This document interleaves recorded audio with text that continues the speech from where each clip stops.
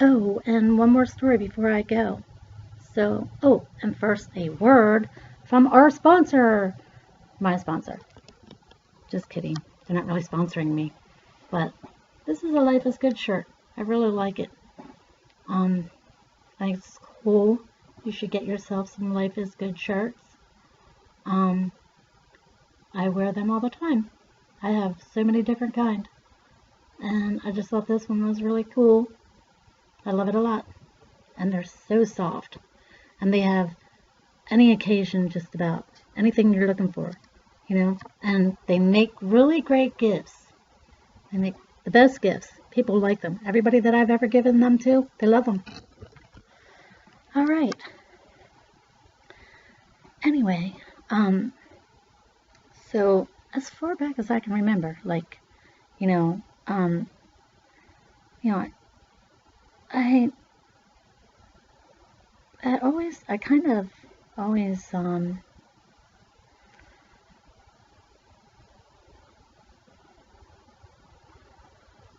just,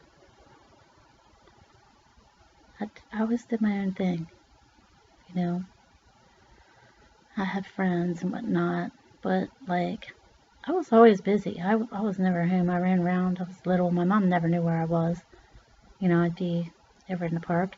I mean, there'd be a family reunion going on, and hell, I joined in. And people were probably like, who is this kid? You know, I'd be there winning prizes and shit. I had a straw hat with red balls in it going around in circles. Like, I won this straw hat and these balls. And my family was getting ready to leave the shore, and they're like, anybody know where she is? Nope, nope. Anyhow, I was in the park. So, um, this park that I was in was, it had 100-year-old carousel in it.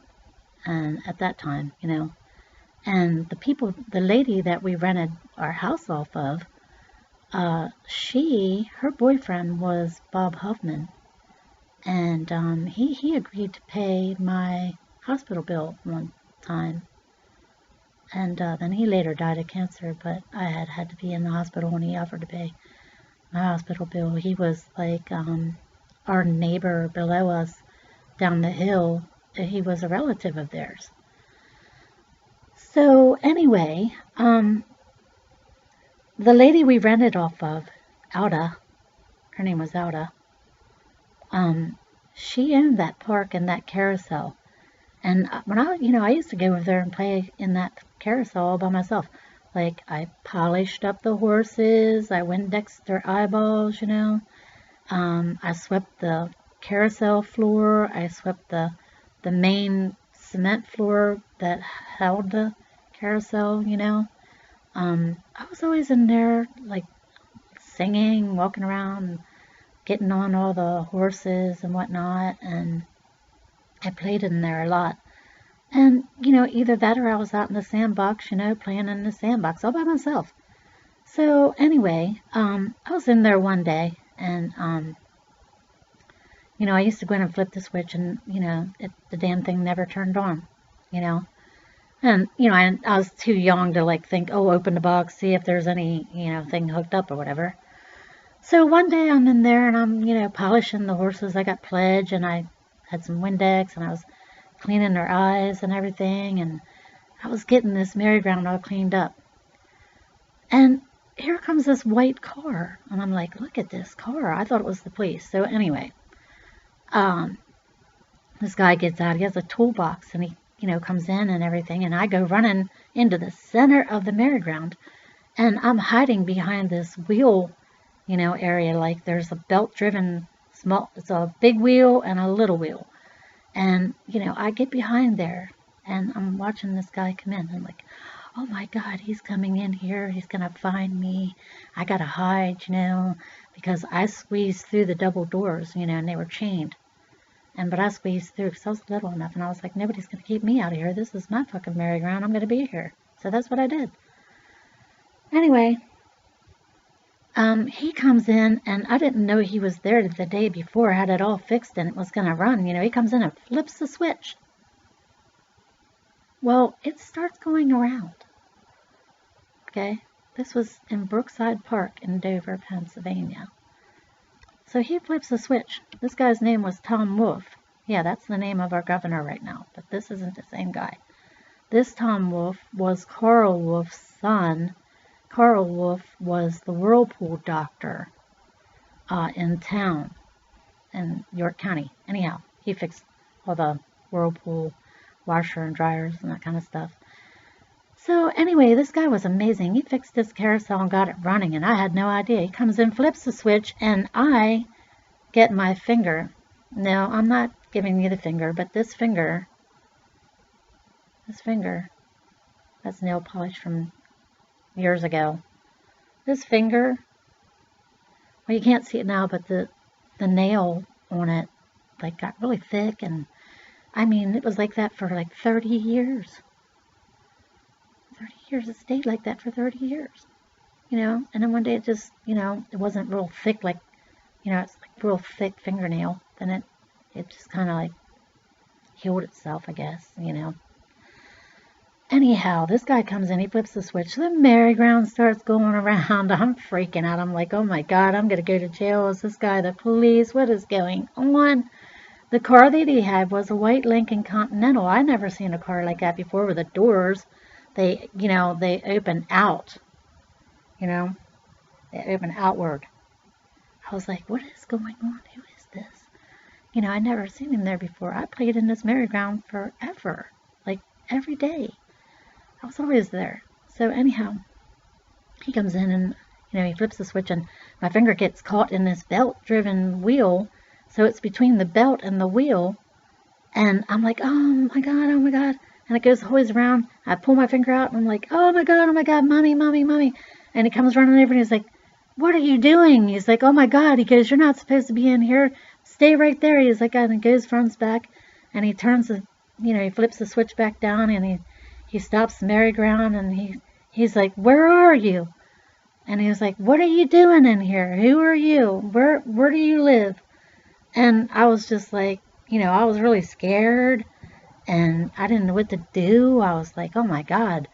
Anyhow, so this guy ended up being really cool. He came over to our house. He took me to my house and he was like, yeah, no, hey, I found your daughter over here. And, you know, she's really not supposed to be in here or whatnot. And, you know, we got to talking to him. He was really super nice. Like, my mom and him struck up a conversation. And, you know, he told her who he was. And she was like, oh, you're Carl Wolfe's son, the whirlpool doctor's son. Well, I have a dryer down here and, you know, it won't run. And I don't know what the hell's wrong with it. And he ends up fixing my mom's dryer. And then I had a player piano that he fixed. He's like, oh my God, is this a player piano? He's like, yeah, I got to get to that. And he's like, he hooks up the vacuum cleaner to the player piano. And that created like a suction and made the bellows play. And the next thing you know, we have these rolls, you know, these piano rolls we put on. And here, you know, he got the player piano to work. So, like, it was just a really cool day. Like I said, people, you cannot make this shit up. You can't make this shit up. You can't. Like all these stories I have. I don't know. Like I had the weirdest life. I wouldn't change my childhood for the world. I mean, I really wouldn't. I really wouldn't. I mean, and there was a lot of good and a lot of bad shit. I mean, there was a lot of bad shit that went on. I mean, I don't know. I rose above it. Anyhow, we got to be really good friends with this guy, and we would go ice skating with him. And before we would go, he'd be like, get a fire ready or whatever. And he'd go to the donut shop and get like a garbage bag full of day-old donuts and chocolate, another garbage bag full of chocolate milks and white milks. And we'd be down there ice skating on the creek and we'd have a fire going and everything. And he came and, you know, and whatnot. We went ice skating with him. And then he used to take us to amusement parks and stuff. And the next thing you know, he is building, well, he took us to his house and showed us all these, like he had built an amusement park in his basement out of erector sets. This guy was really amazing, you know, very creative, you know, and he left a big impression on me, you know, in my life. His brother is, I think his name's Carl Wolfe. He goes around, I think he might have worked for you know, a pinball company fixing pinball machines and that kind of stuff. And, you know, I had seen him later in years, and we had a good laugh about some of the stuff that went on there, you know. And, oh my God, that carousel was beautiful. It had a big giant dragon. It had a lion that was beautiful. The chariots were gorgeous. You know, that's why I was like polishing it. I believed that carousel was mine. I cherished it. You know, and then one day, you know, they came and took it all apart, and, you know, the lady that we rented from, she sold it, you know, and different people got pieces of the carousel animals, and I think it was a Herschel carousel, if I'm not mistaken, oh my gosh, I'll have to follow up on that. The creator of that carousel, Denzel, maybe it was Denzel. Yeah, I think it might have been a Denzel carousel. Beautiful. It was beautiful. And that guy he was amazing. Like, we really all had so much fun. I had so many interesting characters come in and out of my life throughout my life, you know. And I wouldn't change it for the world, the people that I've met. Some of them were shitty people, you know. They know who they are. But anyhow, we're not going to bring that up. Anyhow, so that was my carousel experience at Brookside Park. I've moved, you know, away from there, and that was my childhood, living over there, and, you know, just part of my childhood. Like I said, I wouldn't change it for the world. It was pretty cool. Anyhow, that's another story that I have to tell. That, like I said, you know, you can't make this shit up. Like, who grew up on a carousel? I played on that goddamn thing every day. So, I mean, you know, and I was by myself most of the time. But then he put a jukebox in there, and he put the brass rings up. And, you know, my older brothers and sisters, you know, we would be playing the jukebox and, you know, trying to get the brass ring and just carrying on in there. And, you know, I just always remember somebody playing "Long Cool Woman in a Black Dress." You know, that was like, I'll never forget that. You know, I'll never forget the songs that were on there. Goodbye, Yellow Brick Road. You know, oh my God, we had so much fun there. So much fun. So anyway, that's another story that I had that I thought I would share. That, you know, like I said, you cannot make this stuff up. It's pretty interesting.